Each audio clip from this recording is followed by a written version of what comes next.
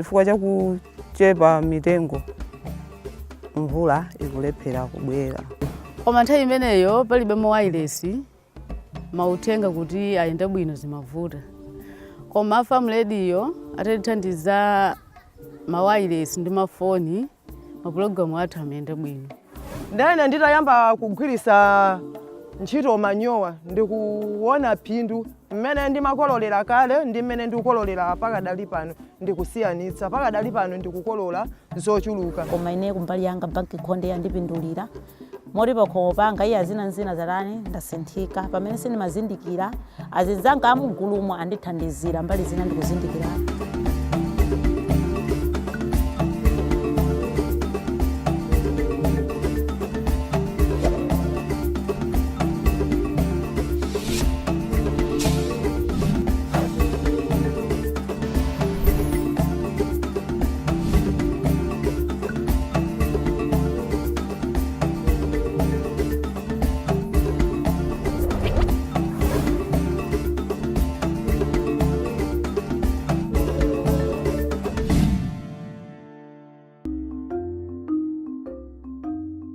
%80% of Malawi's population are smallholder farmers who live in extreme poverty.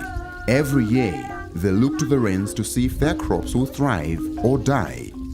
In recent years, a prolonged El Niño drought has devastated the lives of farmers across the country.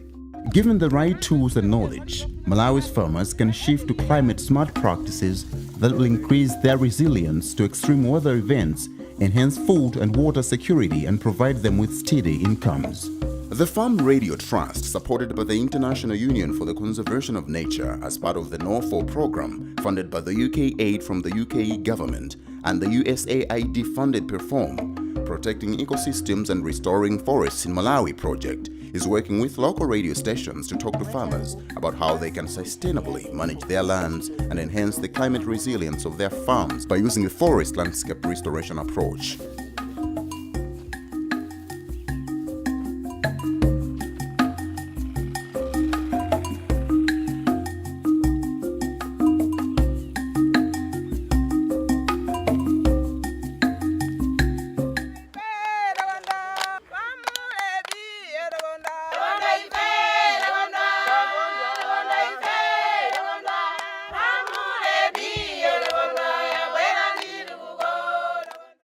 Forest landscape restoration is the ongoing process of regaining ecological functionality and enhancing human well-being across deforested or degraded forest landscapes. It is more than just planting trees. It is restoring a whole landscape forward to meet present and future needs and to offer multiple benefits and land uses over time. It is a solution that can transform Malawi's agriculture-dependent economy. Payamba kunali tikalima zolima sizimavuta kwenikweni fo kuti mitengo inalipo yochuluka kwambiri. Koma masiku anowa chifukwa cha kuchepa mitengo mvula ikulephera kubwera. In Machinga district to the south, International Union for Conservation of Nature and the World Resources Institute have been engaging with communities on the Restoration Opportunities Assessment Methodology, or ROM, to determine how much land can realistically be restored and how.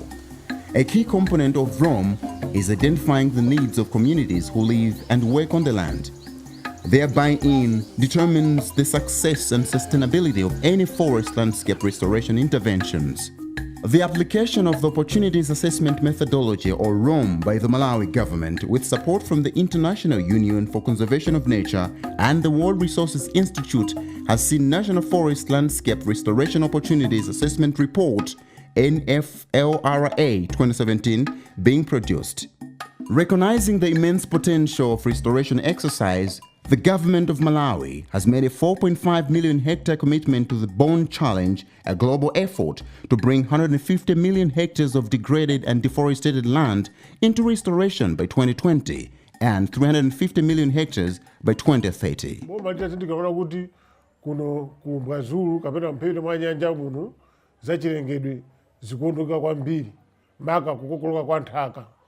Boma linaika ndondomeko yobwezeresanso chilengedwe chimenechi kuzala mitengo yambiri yakhala ndithu ikuzalidwa komanso manazale ambiri akhala akuyikidwa ndithu monga ngati kwa Mwanyambo kuti ndinazale komanso kwazalidwa mitengo ndithu kumeneko yambiri kunkope kwazalidwa mitengo komanso tikamapitanso ngati ku Mankebe uku kwazalidwanso mitengo kumeneko kuna Nkhwali kwazalidwa mitengo ndithu imene ikufuna kuteteza za chilengedwe kuti chibwerere muchimachi mwakalekale. But it's the local communities, particularly women farmers, who are crucial to the achievement of Malawi's restoration pledge. Helen Manyenje is from DC Village. Every Tuesday at 2 p.m., she tunes into a weekly radio show called Tilimebwanji that has a dedicated segment on forest landscape restoration. Program imene inde ya zaulimi imatithandizira kufalitsa mauthenga. Koma nthawi imeneyo palibe mawayilesi mauthenga kuti ayende bwino zimavuta. Koma FM radio atatithandiza mawayilesi ndi mafoni mapulogalamu athu amayende bwino. Chifukwa choti tikakhala pagulu timatha kukambirana monga mukudziwa kuti alangiza zaulimi ndi ochepa. Nde tikakambirana pa wireless padze kudzera ku wireless wathu wadzimwe zimamveka bwino kwambiri. Ifenso tikamva timathanso kuphunzitsa anzathu. Ndetione kuti zimayenda bwino ndiponso wireless ndi phone zimatithandiza. Ine pa uthenga umenewo zaulimi umenewo timakakambirana watithandiza kwa basi gulu lathu lonse. Fa gulu lathu lonselo ndilochuka zimayi zibambo ndi ochepa. Timatikaphunzira nde wina aliyense pamunda pake amakoza zimene taphunzirazo. Timakhalisa ni munda ophunzirira. Nde tsiku lakumana ngati lomvera wireless timakhala pamundapo. Tikamvera wireless pamundapo. Tikachoka pamenepo tikukonza aliyense pamunda wake. Nakundu Radio Listening Club is one of the 40 information communication and technology ICT hubs formed across the district. They have received an Android phone in addition to a solar-powered radio set, so they can listen to the radio show and provide feedback and ideas on restoration using the popular messaging application WhatsApp. Group moderators suggest topics for the women to discuss and encourage them to share updates from the ongoing restoration efforts and which topics they would like discussed in upcoming segments. Ine chomwe chinandipangisa kuti ndiyambe kumvera programu ya pa wireless cholinga chenicheni ndimakhumbira kwambiri kuti ndizimvera programu ya ulimi. Chifukwa ndaona anthu ambiri komanso azinzanga asinthika m'manyumba mwawo malingana ndi nkhani ya zaulimi. Ndipo chifukwa cha chimenecho inenso ndimasirira ndi chifukwa chake ndinakajoyina nawo mugulu kuti inenso ndizimvera wireless. Programu imeneyi ndinayamba kumvera mchaka cha 2015. Ine ndikusiyanitsa chifukwa chakuti kalelo ndimangolima kukhala ngati mosazindikira kanthu. Chifukwa chakuti ndimangokhala ngati kuti mmene amachitira mwana kuti akupita sukulu osadziwa phindu limene iyeyo akuphunzirira sukulu. Nde nditaona kuti azinzanga ali mgulu lomvera wireless inenso ndinachisirira kwambiri kuti nanenso ndikajoyine nawo gulu limeneli kuti ndizimvera wireless kuti nanenso ndisinthike mwina mwake. Ndingopempha anzathu amene akutithandizira pa programu imeneyi a Harafamu Radio kuti programu iyi isathele pamene pa programu iyi ipitirire. Chifukwa chakuti kusinthika kwa ine ikapitirira enanso asinthikaso makomo mwawomo nawonso atukuka ngati mmene inenso nditukukira mwapang'ono-pang'ono. This two-way process of learning and engaging on restoration is transforming mindsets across the districts. Importantly, it is empowering women to make decisions about the land they cultivate on by giving them necessary information to improve and modernize their agricultural practices. Tikumalandira mteza, tikulandira mbatata, tikulandira kubweza kwake timampasa yemwe tili gulu nayo limoziyo timampasa makapu awiri. Ambewu imene kandi achimanga, kaya ndi anteza, titapabe makapu awiri timpase kuti na Yesu akazale. Chaka cha maso na Yesu azatapase makapu awiri asapase zonzake. Zikutithandiza chifukwa choti wina anali okusaukira mbewu ngati imeneyu ikumampeza mosavuta mosatayira ndrama. After engaging with the ICT, women farmers are planting trees on their land to bring back the forests. The women are now singing a new song as this has also solved the firewood problem, which is their main source of fuel for cooking. Oyambirira timapikira pachani pamafuwa. Pamafuwa paja pamatha nkhuni kwambiri. Moti tikapita kuphiri kukatola nkhuni, tolo umodziwo umatha masiku 3. Kenako tikubwereraso kuti kuphiri kukatolaso nkhuni zina. Koma padakali pano tangobwera zimene zizambaula izizo. Basi anangobwera basi umbani njero ati naumba njero 15 munthu aliyense.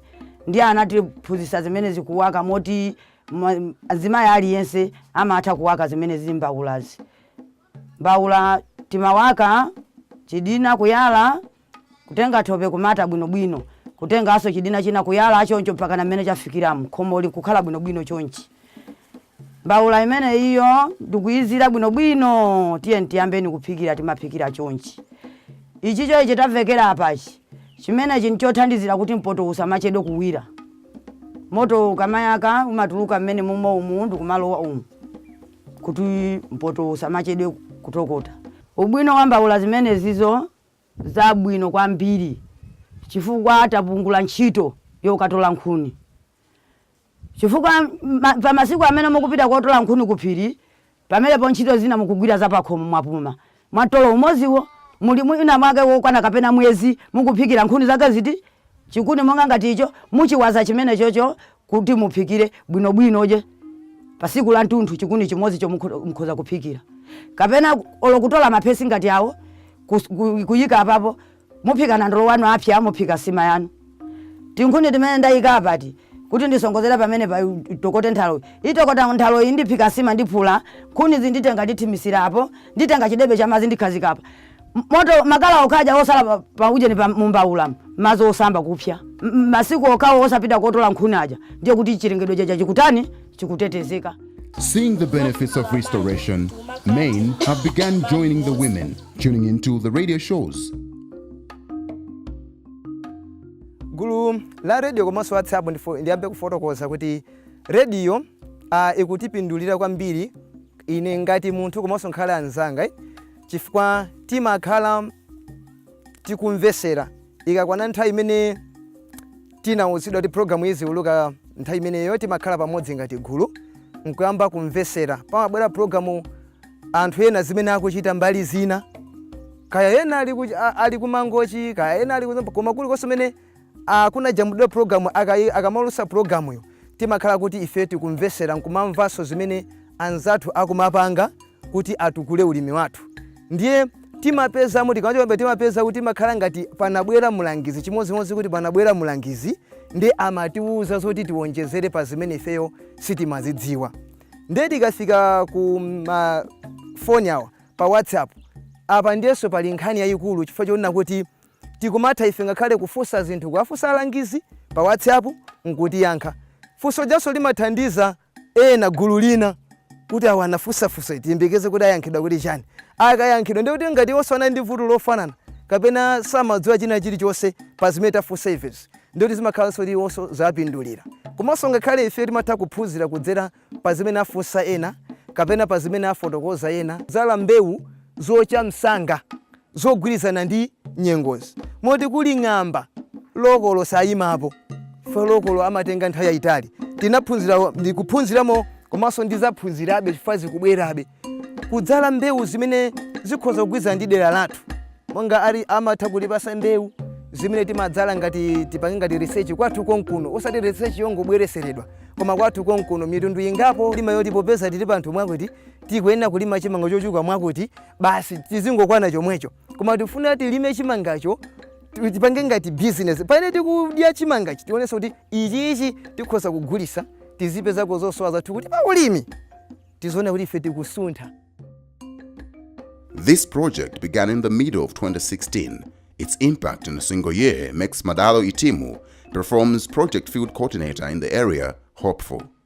Zimene abweretsa a Farm Radio Trust zathandiza kwambiri pakuthandizira kugawana nzeru kwa anthu akuno kumachinga komano kudzera munjira imeneyi anthu amene wakasonkhana kumvera maprogramu aja amapatsidwa mwayi kuti afunse mafunso komanso ayikirepo ndemanga.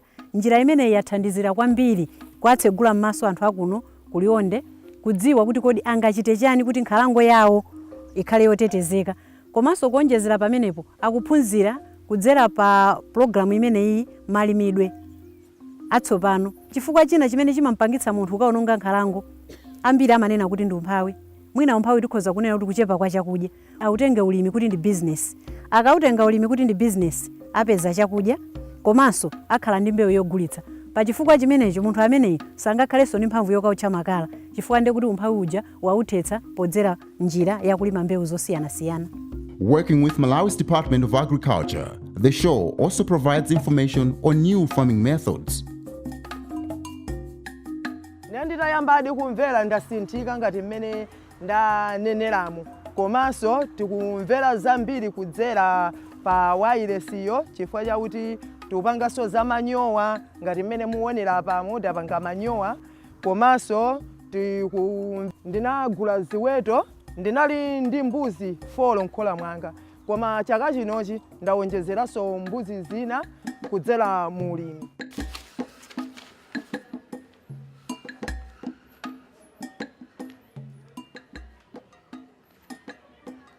Program imeneyi imene abweretsa a radio awo ndikuona kuti yatithandiza kwambiri maka ife alangizi kuno kumbazulu tikochepa kwambiri ndi kubwera kwa uthenga umenewu watipsira ntchito kwambiri chifukwa anzathu amati akatenga uthenga umene wakapanga pa radio umata kufika madera ambiri kumene ife alangizi mwina simata kufikirako iyayi ndi alimi aja amakhala ndi chidwi ndithu kuti zimenezi zili pati ndi matamuna kuti funafuna ife mwina ndikafikira kumene kuja ndikatha kuthandizana nawo ntchito imeneyi. The ICT hubs are also improving the economic status of women in the 2 districts through the formation of village savings and loan groups. Gulu lathu leti timakumana half 2 timapanga za banking konde timati tikafika ku banki tilibe limit yeniyeni yomuuza munthu kuti utha kubanka ndalama mwakuti. Timati tikafika amene wapezeka kayali ndi 2000 chifukwa ndalama yathu tinayambira pa 500 kwacha. Ndiye kawapeza 1000 amatha kubanka. Kawapeza 10000 ilibe figure yeniyeni imene munthu amatana mabanka. Koma kumbali yokongola nde amachita onena yekha munthu kuti ndikongola ndalama mwakuti. Kaya 50000 zili ndi mwini wake bola satani azayibweze mwa dongosolo lake chifukwa amati akangongola mwangatielekeze akangongola lero lachiwiri mwina atakumana pa 10 ndiye kuti saonesese kuti azabweza mwezi wa mawa pa 10 ndiye kuti timati pa 1000 ena iliyonse azipereka interest 300 kwacha ndoti akangongola kaya 20000 pamene po aziziwa kuti azabweza 26000. Azimayi anali mbuyo anali anthu osalira chifukwa zambiri timadali azibambo koma kumbali ya banking konde ikusonyeza kuti azimayi amene ali osogola kwambiri akumapanga chifukwa mageni phindu akumachokera kuti ku banking konde amatha kangongola 100000.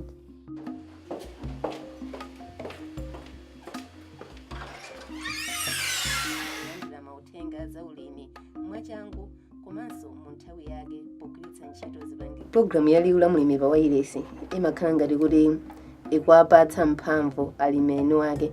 Programu imeneyi ya liwu la mulimi pa wireless mkatikatimo muli chigawo chimene timachinena kuti kusamala ndi kubwezeretsa za chilengedwe. The Har Farm Radio project, which began a year ago, has seen women in rural communities being empowered to take a leading role in restoring the forest and degraded land. This has been achieved as the initiative has been a forum where women's voices, perspectives, and concerns on forest landscapes restoration have been voiced out. The radio shows have also been disseminating knowledge on modern farming practices, which has improved the economic livelihood of Malawian women in rural areas for the better.